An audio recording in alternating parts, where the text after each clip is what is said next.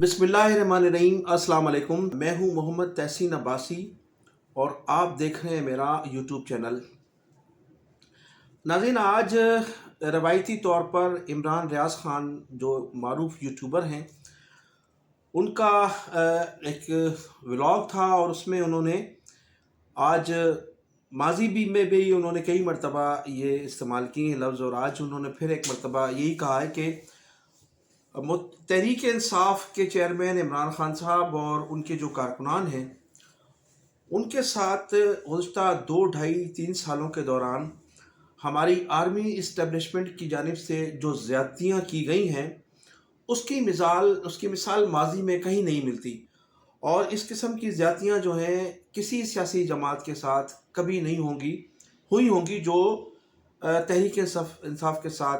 उनकी क़यादत के ख़िलाफ़ या उनके कारकुनान के ख़िलाफ़ की जा रही हैं। तो रिकॉर्ड की दुरुस्तगी के लिए नाज़रीन मैं आपको बताता चलूँ कि इस मुल्क में अगर सबसे ज़्यादा ज़्यादतियाँ की गई हैं सियासी कारकुनान के ख़िलाफ़, या जो सबसे ज़्यादा शहादतें हुई हैं जिस सियासी जमात के कारकुनान की या क़यादत के साथ जो ज़्यादतियाँ की गई हैं, वो मुत्तहिदा कौमी मूवमेंट है। और उस मुत्तहिदा कौमी मूवमेंट के साथ 1992 से जो ऑपरेशन का सिलसिला शुरू किया गया है वो ताहाल जारी है। इस दौरान 25,000 शहादतें भी हुईं और हज़ारों की तादाद में कारकुनान आज भी जेलों में बंद हैं, और सैकड़ों तकरीबन 600 साढ़े 600 कारकुनान जो हैं इस वक्त मिसिंग भी हैं। तो इमरान रियाज साहब फरमाते हैं 3 साल में बड़ी ज़्यादतियाँ हुई हैं। तो ये जो तसलसल है तकरीबन 32 साल बीत चुके हैं, मुत्तहिदा कौमी मूवमेंट के ख़िलाफ़ ऑपरेशन किया जा रहा है। वो हुकूमतों में थे तब भी उनके ख़िलाफ़ ऑपरेशन किया जा रहा था,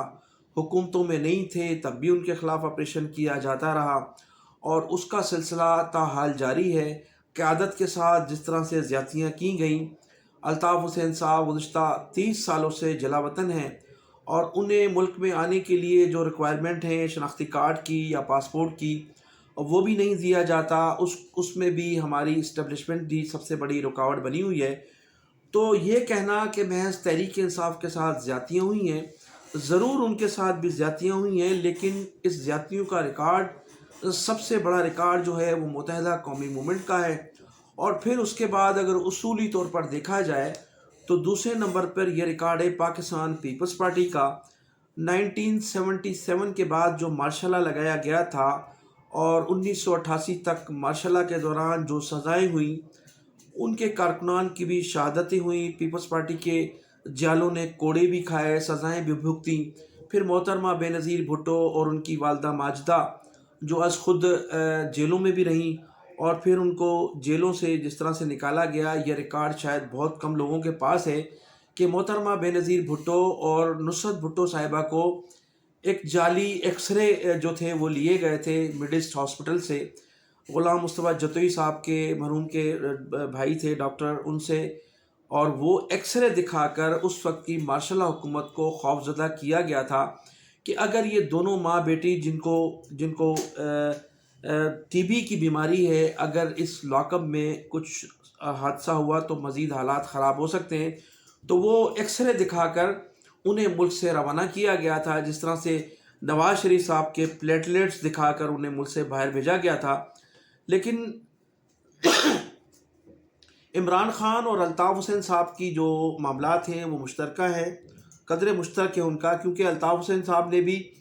इसी तरह से जबर तशद्दुद के बावजूद कभी भी उस वक्त की इस्टेब्लिशमेंट को लिख कर नहीं दिया था, और इसी तरह से इमरान ख़ान भी डटे हुए हैं। बल्कि हुआ ये था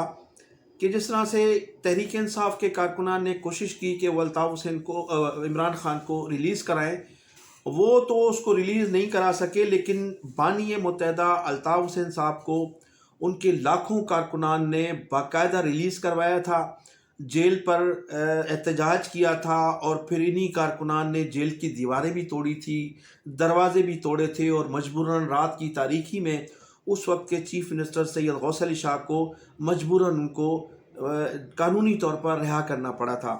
تو جو تشدد اور ظلم ہوئے وہ متحدہ قومی مومنٹ کے ساتھ پاکستان کی تاریخ میں سب سے زیادہ ہوئے ہیں. سب سے زیادہ شہداؤں کی لسٹ بھی ان کے پاس ہے جو حقیقت میں شہید ہوئے ہیں. سب سے زیادہ مسنگ پرسنز بھی اس وقت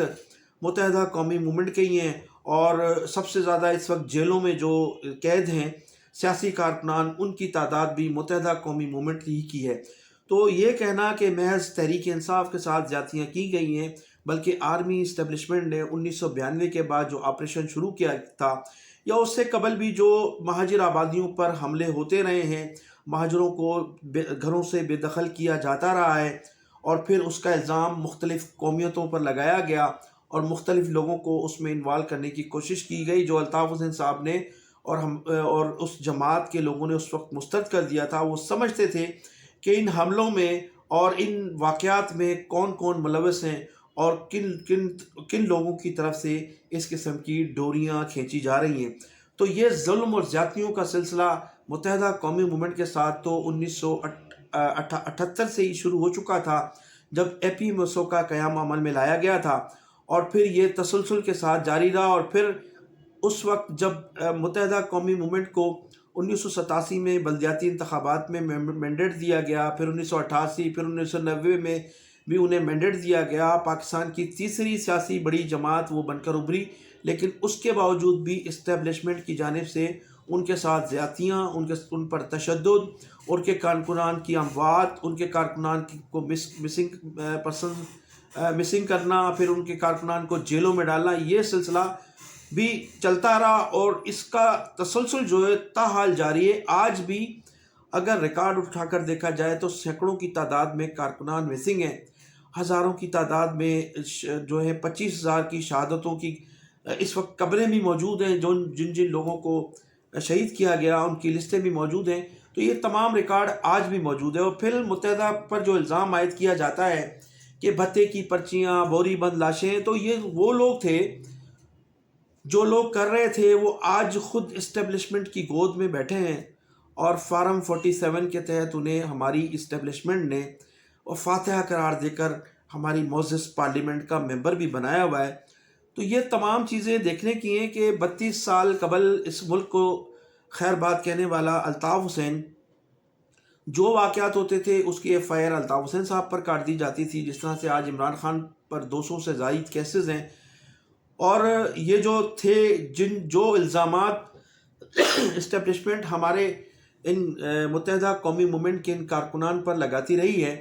یا جو بھی واقعات ہوئے ہیں وہ کارکنان پر لگائے گئے ہیں، تو ان تمام کارکنان کی قیادت جو تھی وہ کن لوگوں کے پاس تھی؟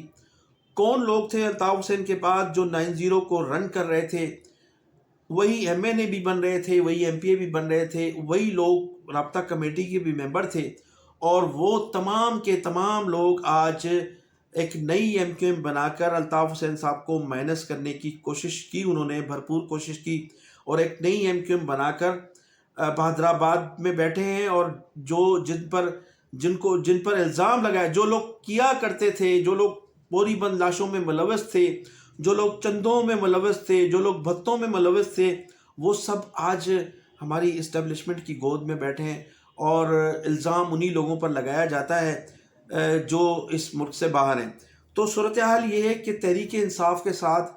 جو کچھ آج ہو رہا ہے، یہ ماضی میں متحدہ قومی مومنٹ کے ساتھ 32 سال سے ہو رہا ہے، تحریک انصاف کے ساتھ گزشتہ 3 سالوں سے ہو رہا ہے. تو یہ جو زیادتیاں ہیں، اگرچہ تحریک انصاف کے ساتھ بھی ہوئی ہیں، پاکستان پیپلز پارٹی کے ساتھ بھی ہوئی ہیں، لیکن اس کی جو لسٹ ہے، ان زیادتیوں کی لسٹ، ایک طویل فہرست جو ہے وہ متحدہ قومی مومنٹ 90 کے پاس، لوگوں کے پاس موجود ہے. اور یہ کوئی ڈھکی چھپی بات نہیں ہے. شہر کا کوئی بھی حصہ اٹھا کے دیکھیں تو آپ کو وہاں شہداؤں کے ورثہ ضرور ملیں گے، جن لوگوں کے پیارے شہید ہوئے ہیں، اور ان پیاروں کی قبروں پر 9 دسمبر کو جانے کے لیے جو لوگ جا رہے تھے، ان کو جس طاقت کے ذریعے روکا گیا، اور پھر جو نہ رکے تو ان کو گرفتار بھی کیا گیا تھا. تو یہ تحریک انصاف کے بعد یہ دوسری ہسٹری ہے، اور اس ہسٹری میں اگر فہرست دیکھی جائے تو متحدہ قومی مومنٹ کی طویل. اب میں ناظرین ذکر کروں گا کراچی میں جو میٹرک بورڈ اور انٹر بورڈ کے رزلٹس سامنے آئے ہیں.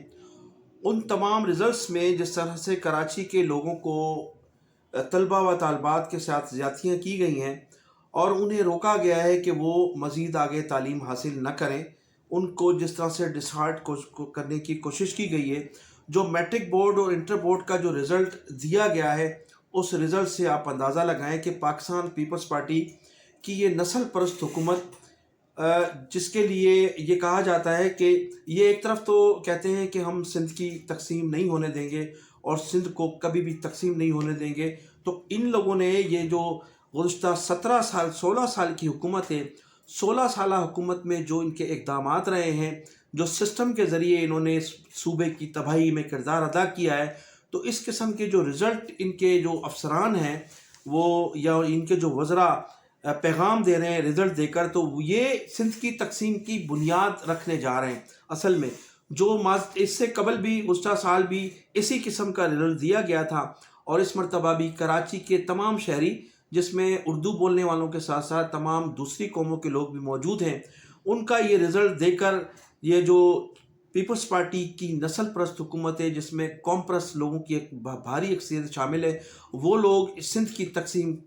خود کرنا چاہتے ہیں. اب جمیل سومرو صاحب بھی پاکستان پیپلز پارٹی سے ایم پی ہیں، اور جمیل سومرو صاحب جو ہیں کسی زمانے میں سندھ نیشنل فرنٹ کے جو چیئرمین تھے، ممتاز بھٹو صاحب، اس کے ہاں 15,000 پر جو ہے وہ ترجمان بنے ہوئے تھے. اور وہ زمانہ اچھی طرح سے یاد ہے کہ جمیل سومرو صاحب جب 90 پر منڈلایا کرتے تھے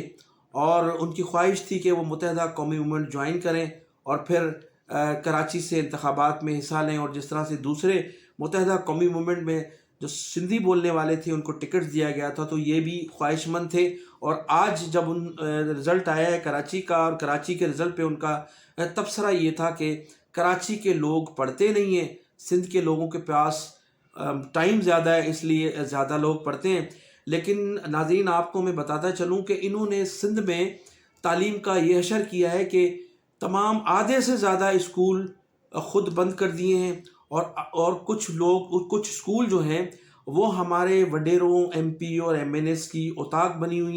بنی ہوئی ہیں. اسکولز میں ان کے جو ہیں وہ بھینسوں کے باڑے بنے ہوئے ہیں، اور قوم کو انہوں نے جو قبیلوں کے جو جھگڑے ہیں اس میں اس قدر انہوں نے جکڑ دیا ہے کہ سارا گاؤں جو ہے سارا دن گاؤں کی ہوٹل پر بیٹھ کر ہمارے جو غریب سندھی نوجوان ہیں وہ ٹی وی دیکھ کر اپنا ٹائم پاس کرتے ہیں. ان کے پاس نہ پڑھنے کے لیے وسائل ہیں، اور جو حکومت کے وسائل دیے ہوئے ان وسائلوں پر ہمارے M N As M P A قابض ہیں. علاقے کا وڈیرا اسکول پر قابض ہے، اور جو نوجوان ہیں ان کو جبر تشدد کے باعث انہوں نے اپنا غلام بنایا ہوا ہے. تو تعلیم جو تھی سندھ کی، کراچی سے لے کر پورے سندھ میں تباہ کرنے میں پاکستان پیپلز پارٹی کا گزشتہ 16 سالہ ریکارڈ اگر دیکھا جائے تو آپ کو نظر آئے گا کہ پیپلز پارٹی سندھ میں حکمرانی تو کر رہی ہے، دعوے یہ ہیں کہ انہوں نے سندھ میں بہت کام کیا ہے، لیکن تعلیم اور ہیلتھ میں جو تباہی پاکستان پیپلز پارٹی کے دور میں ہوئی ہے اس کا ریکارڈ آپ کو نہیں ملے گا. اب میں آپ کو بتاتا چلوں کہ matric board, Karachi matric board کے جو کنٹرولر ہیں وہ ہیں ظہیر بھٹو. اس سے قبل بھی یہ میٹرک بورڈ کے جو تھے وہ کنٹرولر تھے، اور 4.5 ارب روپے کی مبینہ کرپشن میں انہیں اس وقت کے وزیر نے نکال دیا تھا. اور نکالا اس لیے تھا کہ مبینہ طور پر انہیں وہ حصہ نہیں پہنچا تھا جو ان سے کہا گیا تھا. تو 4.5 ارب روپے ظہیر بھٹو مبینہ طور پر اس دور میں ہڑپ کر گئے تھے، پھر انہیں یہاں سے ہٹا دیا گیا تھا. ایک مرتبہ پھر ظہیر بھٹو کو کراچی میں میٹرک بورڈ کا کنٹرولر لگایا گیا ہے، اور اس شرط پر لگایا گیا ہے کہ ماضی کی طرح وہ مبینہ طور پر خود ہی نہیں کھائیں گے، بلکہ شاہ صاحب تک بھی یہ رقم ضرور پہنچنی چاہیے. اس سے قبل شرف علی شاہ جو تھے وہ چیئرمین جو تھے وہ میٹرک بورڈ تھے، اور اب انہیں انٹر بورڈ کے چیئرمین کا بھی جو ہے چارج دے دیا گیا ہے، اس لیے کہ امیر حسین قادری جو تھے انٹر بورڈ کے چیئرمین، وہ بغیر بتائے ملک سے باہر چلے گئے تھے. اور جو شخص وزراء یا جو بیوروکریٹ، یہ تمام چیزیں دیکھنے کی ہیں کہ 32 سال قبل اس ملک کو خیر بات کہنے والا الطاف حسین جو لوگ کر رہے تھے وہ آج خود اسٹیبلشمنٹ کی گود میں بیٹھے ہیں. اور یہ جو تھے جو الزامات اسٹیبلشمنٹ ہمارے ان متحدہ قومی مومنٹ کے ان کارکنان پر لگاتی رہی ہے، یا جو بھی واقعات ہوئے ہیں وہ کارکنان پر لگائے گئے ہیں، تو ان تمام کارکنان کی قیادت جو تھی وہ کن لوگوں کے پاس تھی؟ کون لوگ تھے الطاف حسین کے بعد جو 90 کو رن کر رہے تھے؟ وہی ایم این اے بھی بن رہے تھے، وہی ایم پی اے بھی بن رہے تھے، وہی لوگ رابطہ کمیٹی کے بھی ممبر تھے، اور وہ تمام کے تمام لوگ آج ایک نئی ایم کیو ایم بنا کر الطاف حسین صاحب کو مائنس کرنے کی کوشش کی، انہوں نے بھرپور کوشش کی، اور ایک نئی ایم کیو ایم بنا کر بہادر آباد میں بیٹھے ہیں، اور جن پر الزام لگائے، جو لوگ کیا کرتے تھے، جو لوگ بوری بند لاشوں میں ملوث تھے، جو لوگ چندوں میں ملوث تھے، جو لوگ بھتوں میں ملوث تھے، وہ سب آج ہماری اسٹیبلشمنٹ کی گود میں بیٹھے ہیں، اور الزام انہی لوگوں پر لگایا جاتا ہے جو اس ملک سے باہر ہیں۔ تو صورتحال یہ ہے کہ تحریک انصاف کے ساتھ جو کچھ آج ہو رہا ہے، یہ ماضی میں متحدہ قومی مومنٹ کے ساتھ 32 سال سے ہو رہا ہے، تحریک انصاف کے ساتھ گزشتہ 3 سالوں سے ہو رہا ہے۔ تو یہ جو زیادتیاں ہیں، اگرچہ تحریک انصاف کے ساتھ بھی ہوئی ہیں، پاکستان پیپلز پارٹی کے ساتھ بھی ہوئی ہیں، لیکن اس کی جو لسٹ ہے، ان زیادتیوں کی لسٹ، ایک طویل فہرست جو ہے وہ متحدہ قومی مومنٹ 90 کے پاس، لوگوں کے پاس موجود ہے،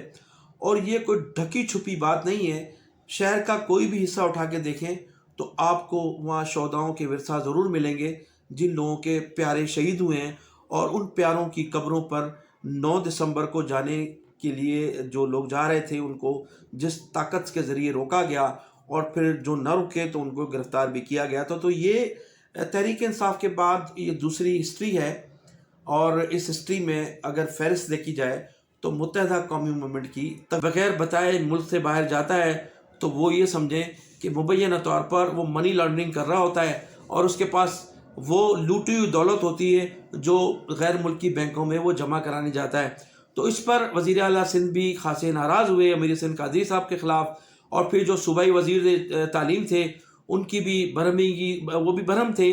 ان پر کہ وہ بغیر بتائے اس طرح سے کیسے چلے گئے، تو انہیں فی الحال ہٹا دیا گیا ہے، اور شرف الدین شاہ کو جو ہے وہ چیئرمین انٹر بورڈ بھی چارج دے دیا گیا ہے۔ تو بتایا جاتا ہے کہ امیر حسین قادری صاحب سے ان کے معاملات طے ہونے جا رہے ہیں۔ جب امیر حسین قادری صاحب سے ان کے معاملات طے ہو جائیں گے تو پھر انہیں بھی جو ہے دوبارہ بحال کر دیا جائے گا۔